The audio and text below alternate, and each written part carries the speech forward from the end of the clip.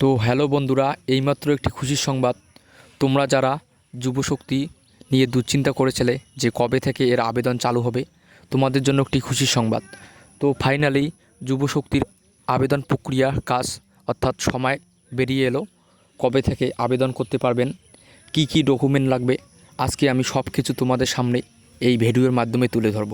তো তার আগে আমি তোমাদেরকে দেখাবো আমাদের শুভেন্দু অধিকারী তিনি মুখ্যমন্ত্রী কি বলেছিলেন ঘোষণাটি, সেটি একবার দেখে নাও।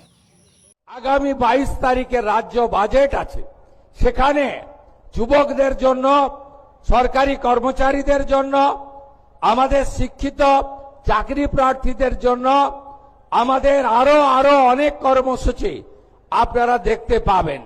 যেহেতু বাজেট আছে, আমি তার আগে বলতে পারবো না। আমাদের মুখ্যমন্ত্রী শুভেন্দু অধিকারী তিনি জানিয়ে দিলেন যে আগামী 22 তারিখে রাজ্য বাজেট আছে, অর্থাৎ আপনাদের নিকটবর্তী যে জনশিবির ক্যাম্প আছে সেখানে গিয়ে আপনি এই যুবশক্তির ফর্ম ফিল আপ করতে পারবেন। তার জন্য আপনাকে কি কি যোগ্যতা লাগবে?